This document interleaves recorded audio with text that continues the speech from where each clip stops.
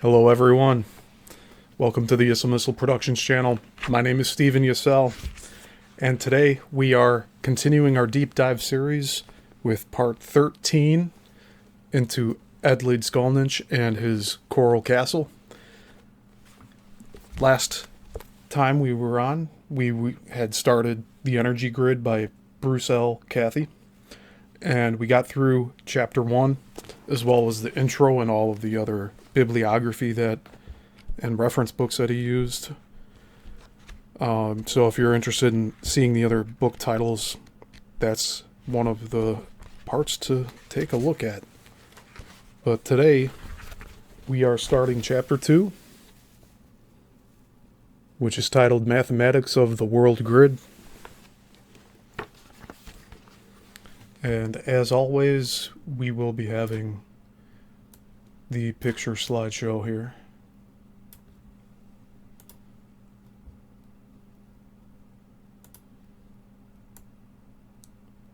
I'll make this a little bigger. There we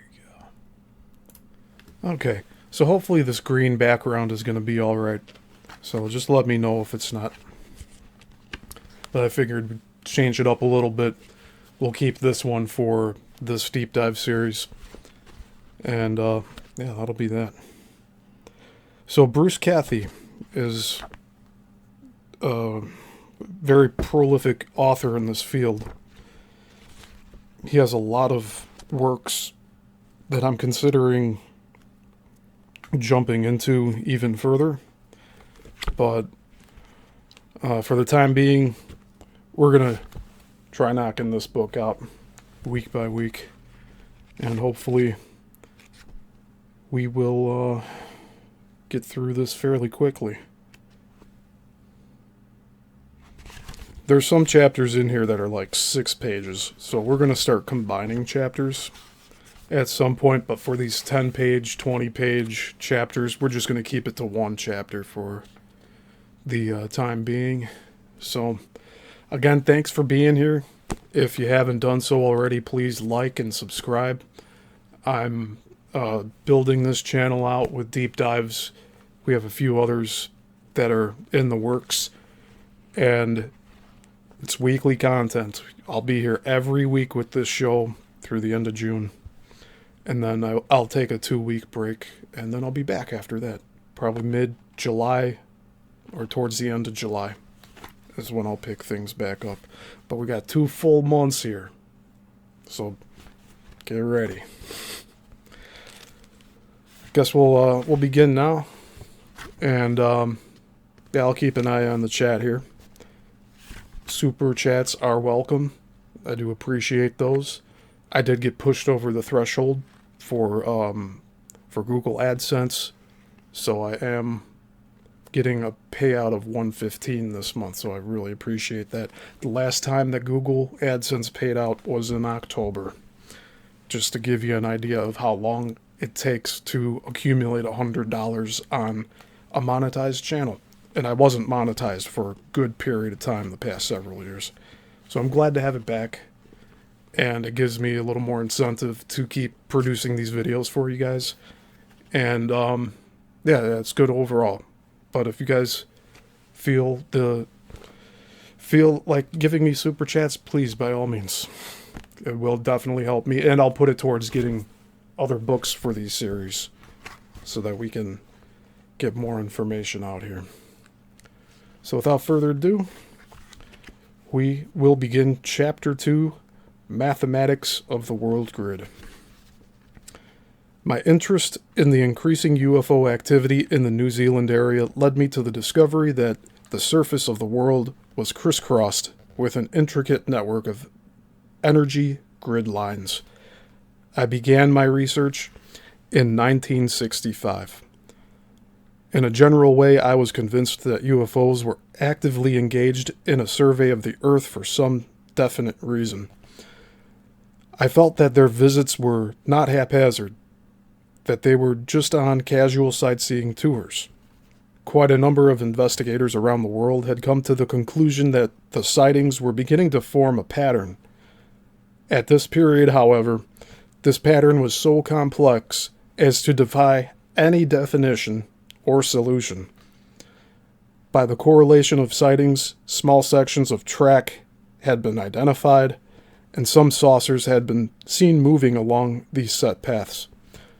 Some of these had hovered over certain spots at set intervals, but these bits and pieces of track lines were so scattered around the surface of our planet that it was quite impossible to fit them together into any semblance of order. I was certain that if an overall pattern could be found and plotted, it might be possible to establish the reason behind UFO activity. I considered that the pattern would be geometric if these things were intelligently controlled, and that if somehow I could find the key to one section, then I might solve the rest by duplication and inference. I had cited the number of identified objects in the sky over a period of several years, and by correlating 2 of these with other data, I was eventually able to construct a grid system which covered the whole world. One of these sightings was in 1956. I was a DC-3 co-pilot crewing a flight from Auckland to Paraparaumu. So this is spelled P-A-R-A-P-A-R-A-U-M-U. It was about 6 p.m., conditions were calm, and there was unlimited visibility. We were just south of Waverly at 7,000 feet when I saw this object at an extremely high altitude in the east. I drew the captain's attention to it, and together we watched it travel in a curved trajectory from east to west across our track, until it disappeared in a flash of light at about 10,000 feet in an area of D'Urville Island. It appeared to travel across New Zealand in the vicinity or slightly to the north of Cook Strait, and it was so large that two streaks similar to vapor trails were seen to extend from either side of its pale green disk.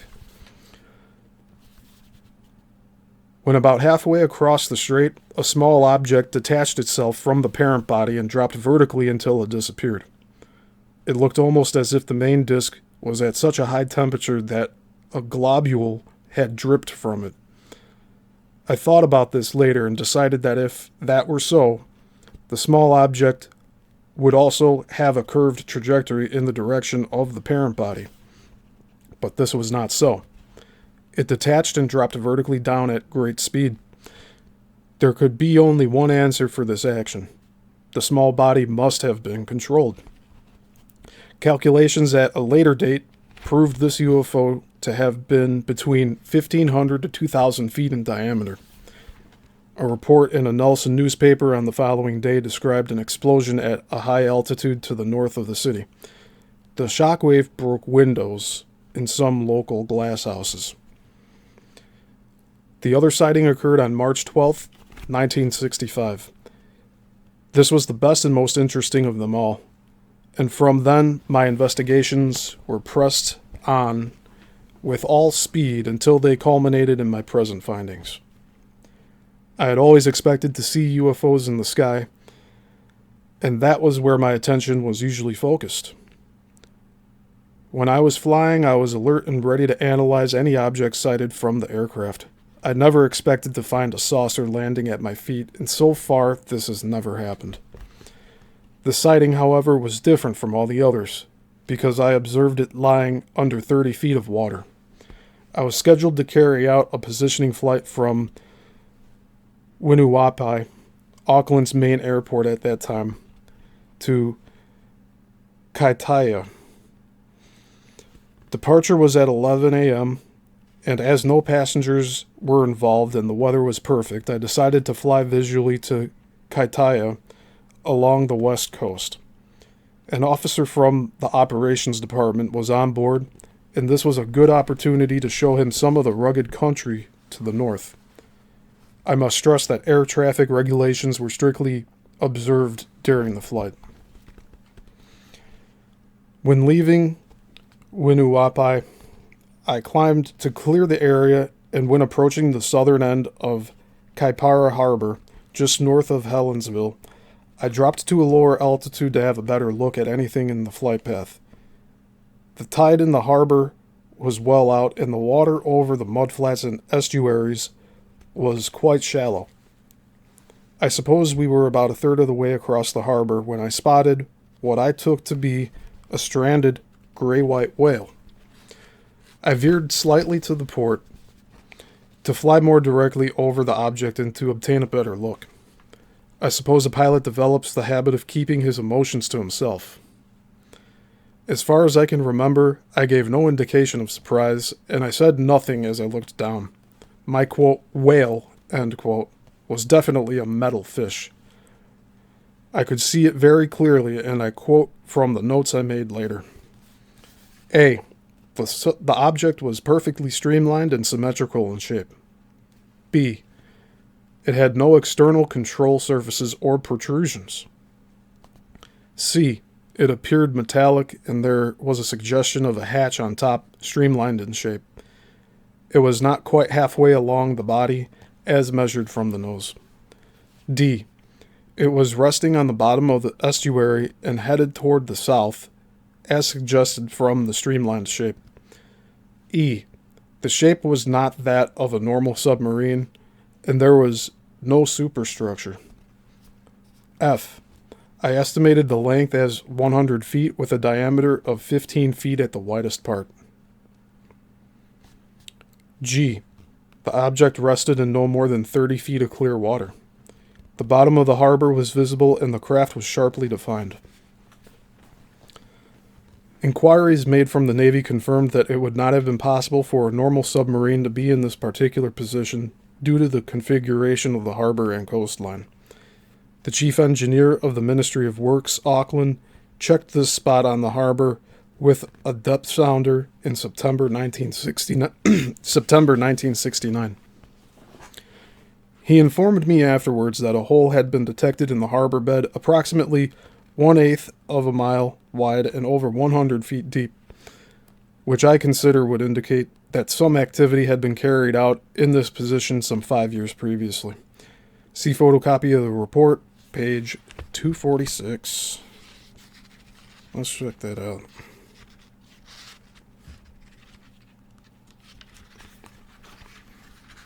It's photocopy 4. It's titled Kaipara Harbor, New Zealand. Gives the coordinates. The weather was clear. September 5th, 1969. Time 1200 hours to 1227 hours. NZST eastbound. When passing over this area, speed 7, I want to say 7 knots. The depth sounder, while indicating on an average depth of 40 to 50 feet, the meter needle commenced to swing back and forth from 0 to 120, extent of range scale. So it went from minimal to extreme back and forth violently. This continued until the black beacon was a beam. The meter now acted normally. I swung around and returned to this area immediately, and the meter carried on the same way. Then carried on up the main channel to Shelley Beach. Distance of 6.5 miles. The depth sounder acted normally. The balance... let me reread that. The depth sounder acted normally. The balance of the trip. I guess I was right reading that. All right. Checked sounder accuracy near enough to maker's claim.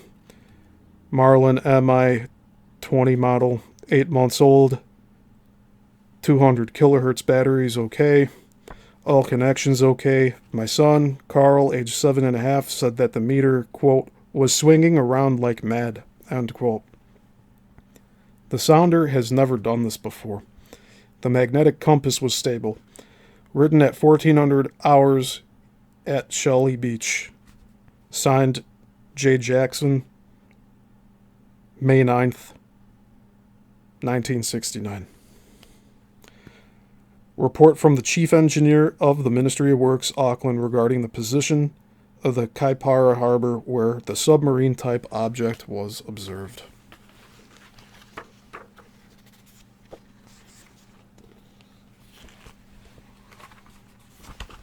And you know what? I guess I'll just show you what that looks like real quick. I just read from this printed report here. And you can see it's all the way right before chapter 29. So we'll probably take a glance at that again another time here. Continuing on. I had a further key to the puzzle in April 1965. My wife saw an advertisement in the local paper seeking members for a UFO organization called New Zealand Scientific and Space Research. I contacted this organization and found that a vast amount of information had been efficiently compiled. Material had been collected from 25 different countries over a period of 12 years. You hear that? So there's a lot of research that goes into this. Hey, Jason, I see you there. Good to have you here. Material had been collected from 25 different countries over a period of 12 years. So this is pretty comprehensive. I was invited to study the information at leisure. Amongst this massive data, I discovered the reports of a UFO that had been seen from several different localities in both islands of New Zealand on March 26, 1965. people in Napier, New Plymouth, Palmerston North, Wanganui, Fielding and Otaki Forks in the North Island, Nelson Coast Road, Blenheim, and Westport, Cape Foulwind, in the South Island, had all reported sightings. It was decided that I try to plot the track of this UFO. From the considerable amount of information available, I found that the maximum variation in the times of sightings from all areas was 15 minutes. Most reports gave the time as 9:45 p.m. This proved that the object must have been very large and at high altitude during the greater part of its trajectory. Here is a brief description of each sighting taken from the original reports. Number 1, New Plymouth. About 9:40 p.m., Mr. A. Nixon went outside his home to put out milk bottles.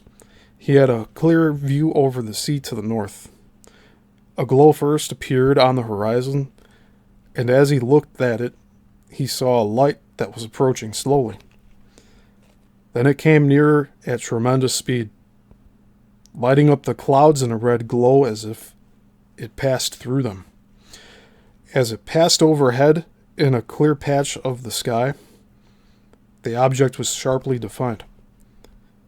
It was bright white in color and was ball-shaped with a silvery edge. After passing overhead, the rear emitted a red glow. It sped to the west of Mount Egmont and disappeared. According to Mr. Nixon, quote, his hair stood on end, end quote. Number 2, Napier. A bright object was seen by a resident to curve through the sky at 9:45 p.m. It was visible in the northwest and changed color from white to a vivid green, then to a vivid red, before it disappeared behind some trees. Number 3, Wanganui. Between 9:30 p.m. and 10 p.m., Mr. MFC Grodenhuis was looking out of a window when he saw a flash similar to lightning. He then observed a fireball which appeared to fall toward the south. It began as a bright white light, changed to greenish blue, then to a sizzling red before it disappeared like a shooting star. The sky was clear at the time. Number 4, Fielding. While cycling up a hill, Miss Ralda Campbell heard a swishing sound. It was followed by a blinding blue-white light, similar to a flash of sheet lightning. The whole area was lit by this. Then she saw a huge orange ball that, quote, looked like a dinner plate, end quote. The ball seemed to emanate from the left edge of the blue-white light. After a few seconds, it exploded, and 3 orange balls, like tennis balls and very dense, appeared at the right-hand edge and disappeared. Miss Campbell said the 3 smaller balls seemed to emerge from the larger ball when it vanished. The apparent track was from northeast to southwest. Number 5, Palmerston North. A woman witness saw an object in the sky at about 9:30 p.m. It was a vivid green with a long comet-like tail issuing from a deep orange center. It descended and disappeared from view behind a nearby building. Number 6, Otaki Forks. This is a position in the Tararua mountain range.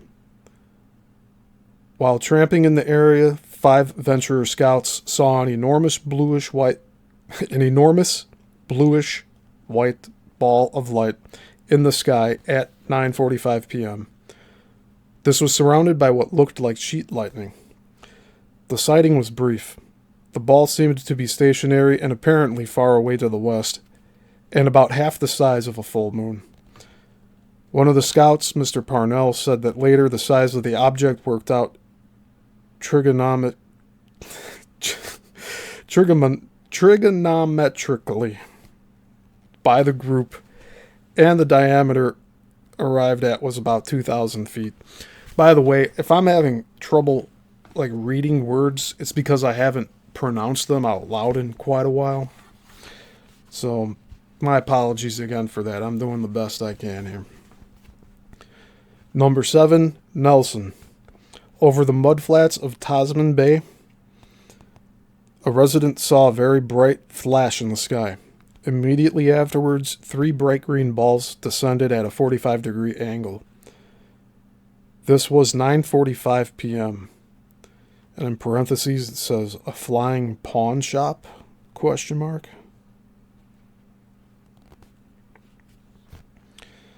Number 8, Nelson Coast Road.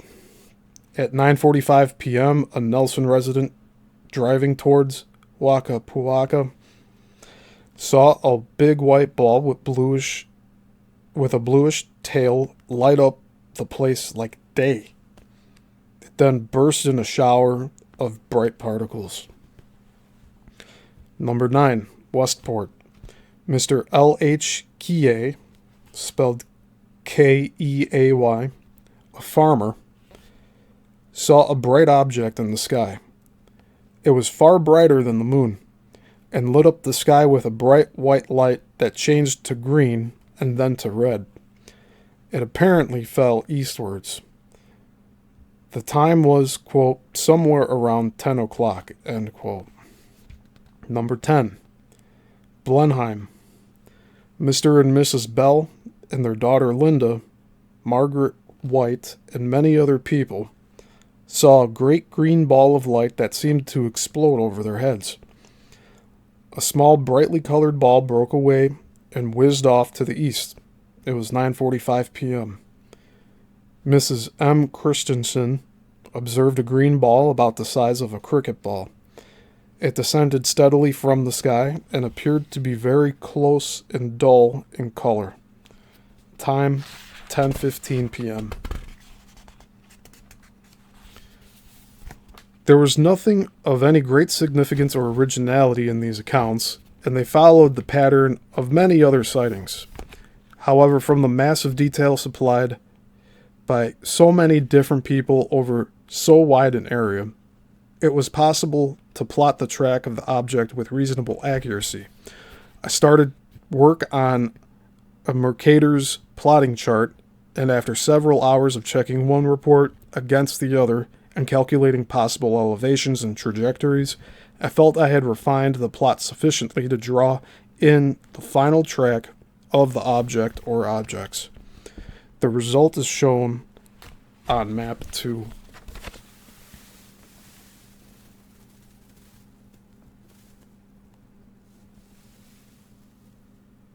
So I'll show this map again once we're done looking at this page here.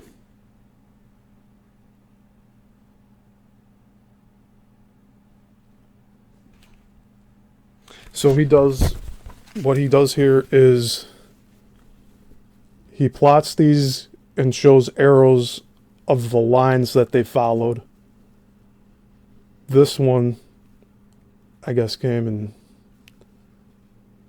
joined that. Not too sure.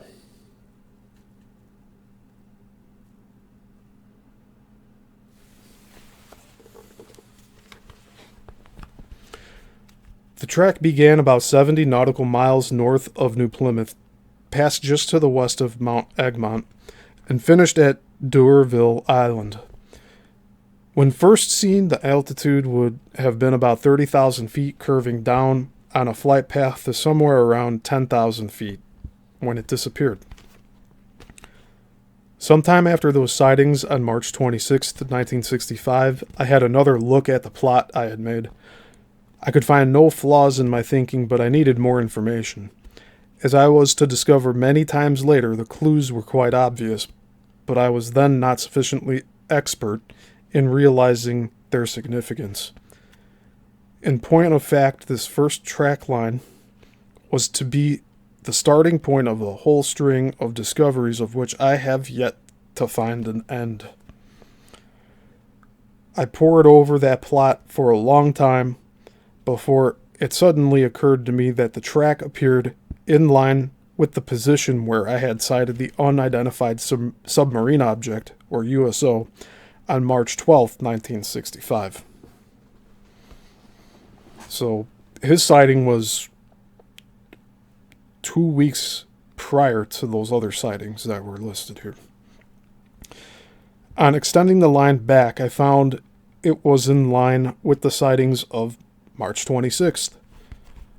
I was positive there had to be a connection, but to prove it was a different matter. I checked my report files again and found that on March 2nd, some fishermen just north of the coast at New Plymouth had seen a large object plunge into the sea and disappear. They thought it was an aircraft and reported the incident to the appropriate authorities, but no aircraft or personnel were missing. I checked this position on the map and found that it also fitted the established track line. Was this connected with the USO of March 12th, and could the two sightings be of the same object sighted twice in 10 days? Could it be working slowly up this track, carrying out some project on the seabed? I tucked this thought away for future reference and carried on with the search. It was some days later that I remembered the UFO I had seen in 1956. So 9 years prior to that. This object was similar, and most significant of all, both objects had apparently traveled at 90 degrees to each other and finished in the same grand, all-illuminating flash in the area of D'Urville Island. If these objects were not controlled, how could anyone explain such coincidences? No two meteors or other natural phenomena could coincidentally carry out similar maneuvers, travel at 90 degrees to each other, and both decide to end their existence at the same point in space within 9 years of each other. Also, in both cases, objects had been seen to emerge from the parent bodies. This was irrefutable evidence that they were intelligently controlled vehicles. I plotted the track of the 1956 UFO on the map at 90 degrees to the north-south line. Let's check that real quick.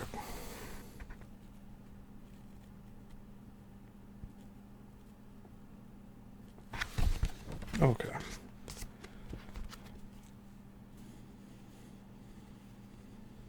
I realized that I had no definite proof that they were at exactly 90 degrees to each other, or that the 1956 track was not a few miles north or south of this position. Still, I had to start from somewhere, and I would assume this to be correct unless and until other evidence proved me wrong. Two track lines at 90 degrees meant little on their own. If I found several at 90 degrees, I might have something. A grid, perhaps? These two lines hinted at this, and I believed that if I could solve the system of measurement, then I had two ready-made baselines to work from. Once again, I went to the UFO files and found that a Frenchman by the name of Aimé Michael had been studying UFOs for a number of years and had found small sections of track lines in various areas of Europe. Saucers had been seen hovering at various points along these track lines, and Mr. Michael had observed that the average distance between these points was 54.43 kilometers. By itself, this was only a small grain of information, but like a starting gun, it set me off again. Using the Kaipara Harbor as a starting point, I marked off the 54.43 kilometer intervals along the track line I had found. I was disappointed when I was unsuccessful in obtaining even distribution of position. I'll reread that. I was disappointed when I was unsuccessful in obtaining an even distribution of positions to the D'Urville Island disappearing point. I checked and rechecked, but nothing worked out. I slept on the problem, and at some time during the night, inspiration turned up the wick. Once more, the light grew bright. I remembered that a great number of sightings had occurred around the Blenheim area. Even before the advent of ordinary aircraft in New Zealand, this area had been visited by UFOs. I had read about them in old copies of the local papers, and many recent sightings suggested again that this area had something special about it. So I dragged out my map and extended the track line until it cut a 90-degree coordinate from the town of Blenheim. The distance from this point to the Kaipara position found to be exactly 300 nautical miles. So far, so good. I stepped off the 54.43 kilometer intervals and swore. Still, the thing didn't fit. Frustration was always my companion in this business, and we had many, many arguments. Sometimes it was a protracted battle of wits, a fiddle with my computer, and I was off again. The distance of 54.43 kilometers found by Michael. His last name's spelled Michel, so it could be Michelle, but I'm saying Michael here for time being. The distance was only an average estimate. I found that 55.5955 kilometers was equal to 30 nautical miles. And this divides exactly into 300 nautical miles. Yeah, I found that 55.5955 kilometers was equal to 30 nautical miles, and this divides exactly into 300, 10 times. Was this the system of measurement used by the UFOs? There was no proof, of course, but it seemed a reasonable assumption. A minute of arc is a measurement which could apply to the whole universe. It just so happens that a minute of arc from the Earth's center subtends at the surface what we call a nautical mile. So be it. Since I made that statement in my first book, I have been attacked repeatedly by university personnel and others in the academic field. They have maintained that degrees and minutes of arc are arbitrary values set up by the ancient mathematicians and that therefore my calculations are meaningless. I believe the evidence shown in this book will now convince them that my original assumptions were correct. The angular values of 360 degrees and 21,600 minutes of arc, which constitute a complete circle, have direct geometric associations with the speed of light.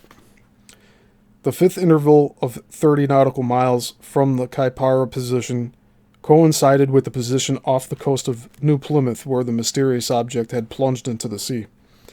The plotted points of disappearance of the two large UFOs at D'Urville Island did not quite match up with the ninth interval, but this did not worry me unduly, as I expected that a small percentage of error must be expected in my original plot. I readjusted this position to the ninth interval and carried on the search to see how many other sightings I could fit into this pattern. The results exceeded my expectations. I found that by using units of 30 minutes of arc latitude north-south and 30 minutes of arc longitude east-west, on my Mercator's map, a grid pattern formed into which a great number of UFO reports could be fitted. I eventually had a map with 16 stationary and 17 moving UFOs plotted on a grid of intersections and track lines.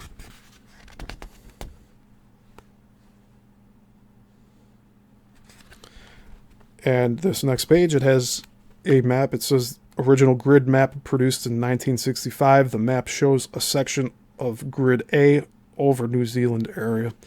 Small circles are positions of verified UFO activity. So I'll blow this one up for you guys to see here. And we'll pause that slideshow for now. Okay. So we have this grid map. And there are You can see there's little circle plot points here. My apologies on it not being clear. It's just the way this camera's working. There we go.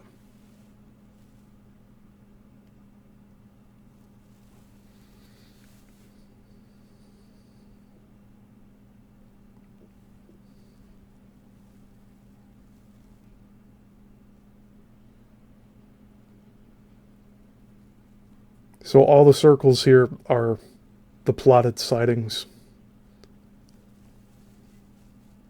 And this is New Zealand. And that's Christchurch there. Just for reference.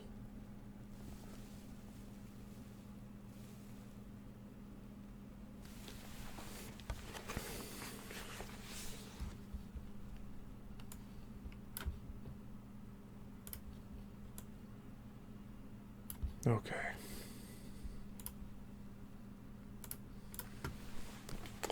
Having satisfied myself that my reasoning and plotting were not false, I considered that I had good proof that New Zealand, possibly other countries, and probably the whole world were being systematically covered by some type of grid system.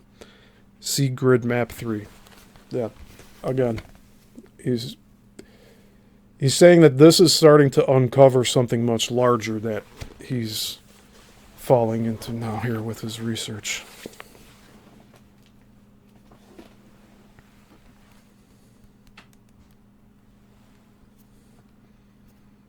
Just give me a second here.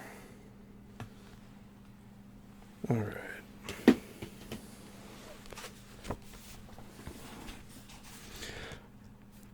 I subsequently discovered that the grid lattice could be further divided.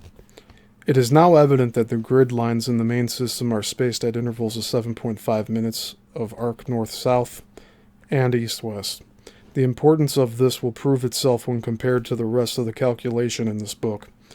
There are 21,600 minutes of arc in a circle, and when this is divided by 7.5, we get a value of 2,880. The grid lattice, therefore, is tuned harmonically to twice the speed of light, 288, as will be shown in other sections. It appeared that I had found a section of a geometric grid pattern in the New Zealand area. I now had to form some theory of construction for the whole world. I could then possibly fit the New Zealand section into it. By drawing a series of patterns on a small plastic ball, I finally found a system which could be used as a starting point for global investigation. The basic pattern is shown in diagram 2. And diagram 2 is directly on the next page here.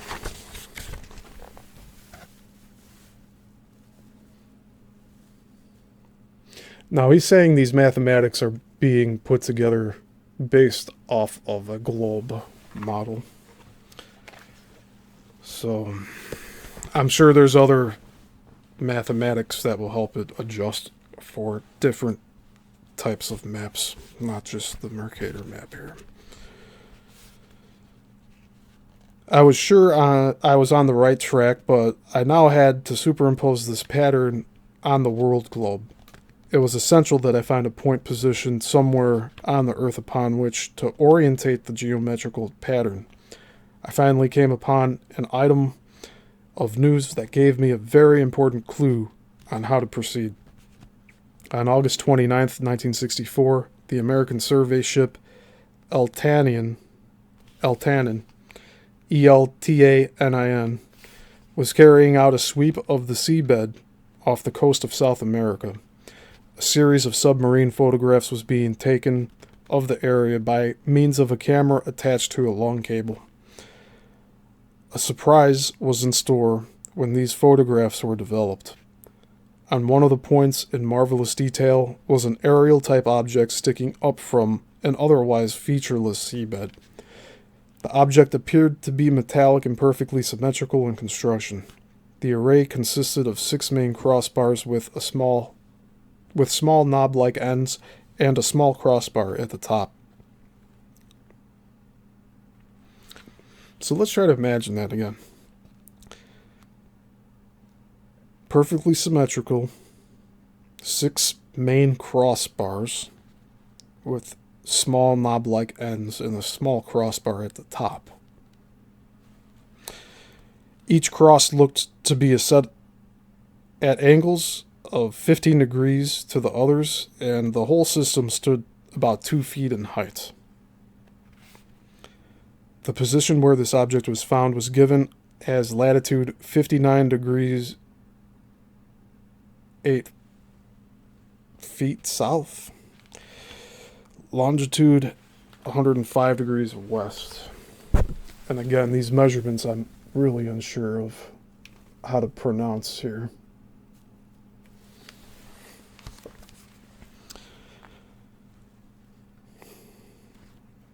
As this bit of ironmongery was situated at a depth of 13,500 feet below the surface, I was certain that no human engineers had placed it there. And then we have a photograph here. It says aerial type object photographed by the survey ship Leedskalnin.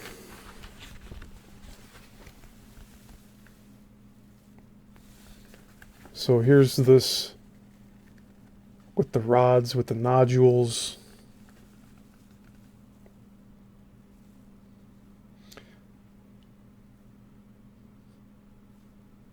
And this looks like an overhead, but partially,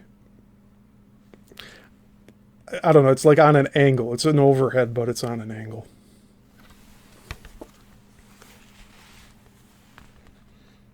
I wish it were a bit clearer. Oh yeah, that's that. So then we have this diagram also.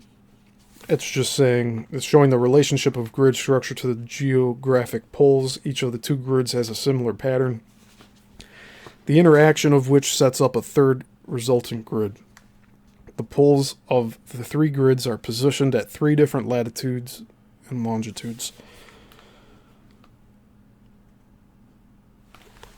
So again, we have specific points here on this grid where there's a lot of crossover. And it actually, there's 4 points that make a square, and then there's yet another central point here. And I'd like to see this all like laid out flat, because we're only seeing one side of this grid here.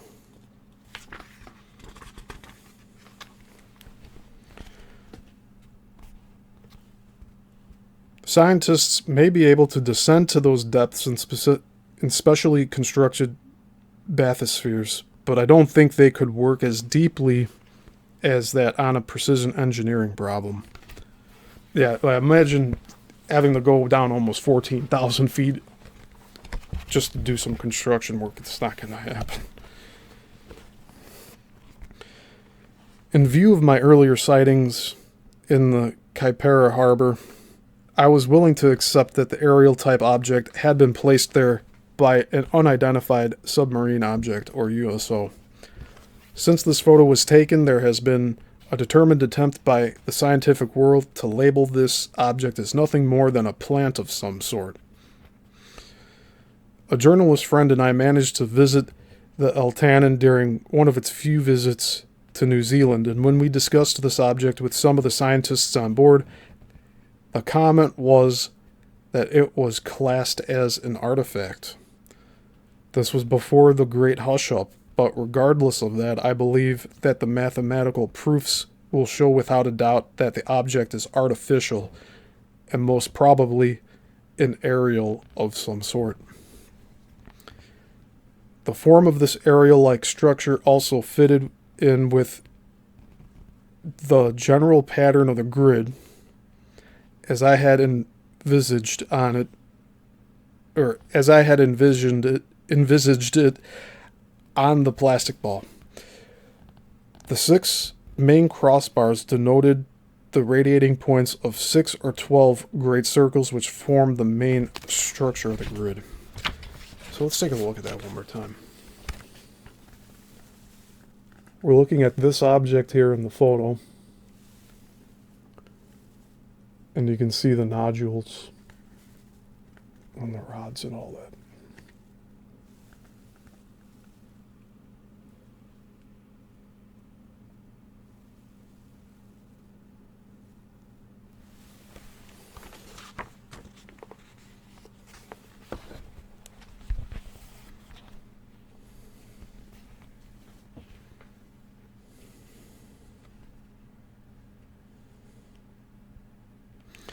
I centered the grid on the position of the object found by the Altanin, and the 180-degree reciprocal of this is in Russian Siberia. So that on the opposite end of the map. Lining the whole thing up with the section I had found in New Zealand. I found the system to be lined up very closely with the magnetic field of the Earth. The equator of the grid followed very closely the line of zero dip around the world. That is, the positions of the Earth's surface where a magnetic compass needle has only a horizontal and no vertical component. In my earlier works, I discussed the methods I used to line up the system and calculate the first estimates of the grid pole positions and the major focal points of the grid, similar to the Altanin, quote, aerial, end quote, placement. The reciprocal position of the Altanin aerial is at altitude 59 degrees 08 north, or 8 feet north. I'm just going to say 8 feet. Longitude 75 degrees east in Siberia. I've calculated the length of the diagonal of what I call, for simplicity, the, quote, polar grid square, end quote, and found it to be 5,091.168825 minutes along the arc. Or of the arc long. I plotted a track from the Siberian position through the North Geographic Pole and measured off this distance to locate another corner aerial of the polar square. Square is not technically the right word to use, as the four sides are formed by sections of small circles, which are in different planes to each other. When the polar square areas are transferred from the surface of the Earth sphere onto a flat plane, such as a map, then a perfect square is formed with sides 3,600 minutes long and diagonals of 5,091.168825 minutes of arc. In my first two books, I stated in error that the sides of the polar squares were formed by sections of great circles 3,600 minutes of arc long instead of small circles. The great circle distance between these points is in fact 3,418.5 minutes of arc, which is very confusing to any investigator attempting to reconstruct the grid. I apologize to my readers for this error, which was caused by my lack of access to calculators during my earlier research. In the grid pattern, there are actually two small circle segments and one great circle segment connecting each of these points, which form the polar squares. Each of the segments has a different path over the Earth, and some tricky calculating is necessary to ascertain the true length. Although I used the wrong term in my earlier publications, the actual calculations derived from the grid system are not altered in any way, and still stand the test of time. Over the last few years, I have slightly refined the values I demonstrated previously, derived from a mixture of practical and theoretical studies. I have now set up what I see as a completely theoretical system discovered by working entirely by calculator. Time will prove how close my calculations are. I have no doubt that I and others will continue further to perfect the system as more facts come to light. Once I had established this first baseline, I found it quite easy to construct the main skeleton of the grid over the whole surface of the Earth. As my work progressed, I found that there were in fact two similar grids interlocked with each other. The poles of the grids were spaced at different distances from the north geometric pole, and this arrangement set up a series of geometric harmonics which were directly related to the speed of light, mass, and gravity. The interaction of the two grids created a harmonic resonance, which in turn formed a third resultant grid. The theoretical position for the three grid poles in the northern hemisphere are as follows. It lists grid pole A, grid pole B, grid pole C. Grid pole A, latitude 72.4266 degrees, longitude 90 degrees west, 1,054.4 minutes of arc from the North Pole. Grid B, latitude is 78.4266. Longitude 105 degrees west. 694.4 minutes of arc from the North Pole. And the resultant grid is Pole C. Latitude 75.6 degrees. Longitude 97.5 degrees west. 864 minutes of arc from the North Pole. Reciprocal positions will give similar values for the Northern Hemisphere.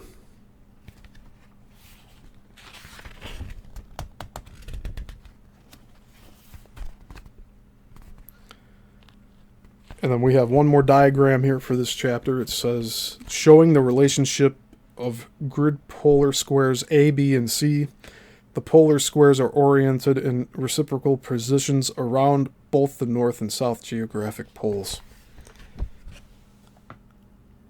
And it's explaining again the grid pole A, B, and C, their minutes of arc from the geographic poles. And then, of course, there's D, North Geographic Pole, E, F, G, H, I, J, K, L, M, N, O, P, and Q, R, and S.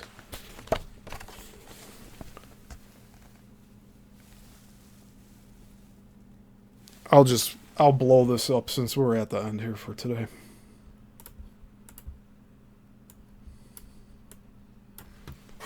All right.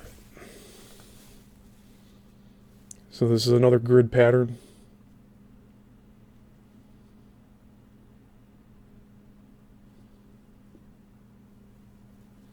And again, he was saying that these are all at different heights.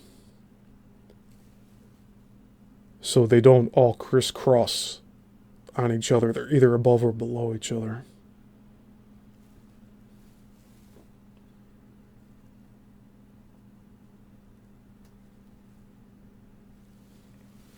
So he's finding patterns that are emerging here.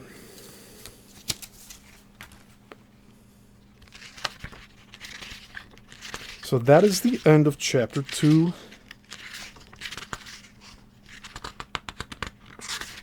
And just so that we're making a good pace here. Next week we will start chapter 3, which is titled The Unified Equations. And that's going to get into the space race, which I have my own opinions on that. But it should be pretty good. I think it'll be a good chapter. And really, we could read chapters 3 and 4 for next week if we really push it here, yeah. Because chapter 4 is only 6 pages. So I think we can combine chapters 2 and 3 for next time. And that way we're not doing this up until midsummer. So then we can get through this a little quicker. But as you can see, it's taken a lot of time. Hey, Woo, good to see you.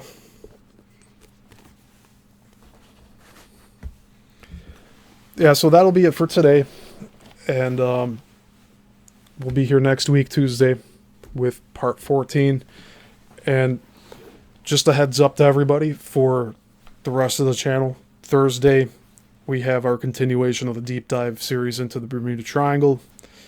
We are very close to starting the Great Lakes Triangle series, which will be on Fridays.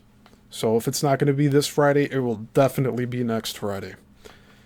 But I've been doing a lot of behind-the-scenes stuff with getting that prepped to be its own show.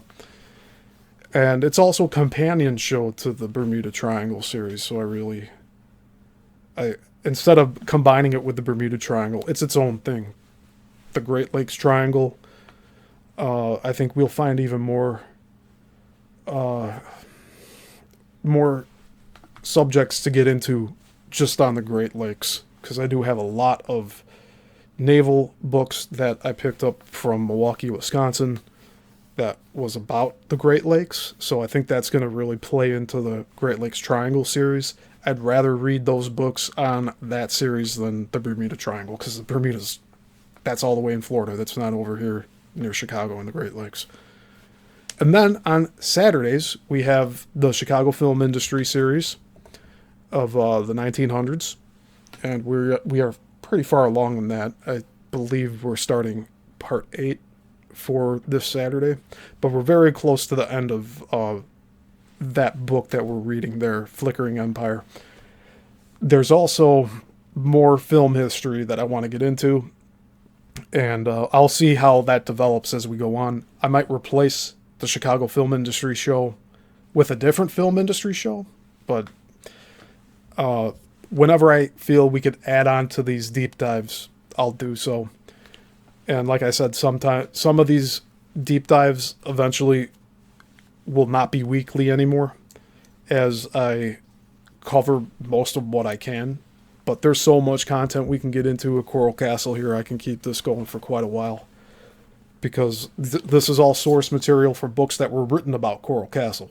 So people are using this as material to come to a conclusion as to how Ed built his castle, which we still don't know for 100% how he did it. So that's what we're doing here with this show, is trying to figure out how he did it, or come to our best conclusions with it. And there's a lot of material we can cover to help us get closer to that. And other than that, Sunday will be another Let's Talk live stream, so we'll just be chilling, talking about stuff going on. And I do plan on showing some of the new Deep Dive series intros that I've been working on, because I have 3 of them. 3 additional ones besides the 3 that are already going right now. And so that'll bring us to a total of 6 different shows per week. And if you include the Let's Talk, that's a show every day. And I'll be able to do that for a solid 2 months every day. It's just gonna take time, but I'm gonna do it because I want to get this information out, and I think all you deserve that. So that'll be it for today. I really hope to see you guys next week. And for those of you watching after the fact, I really appreciate it. Please hit the like and share, subscribe, and I hope you all have a good rest of your week. Until the next one, class dismissed.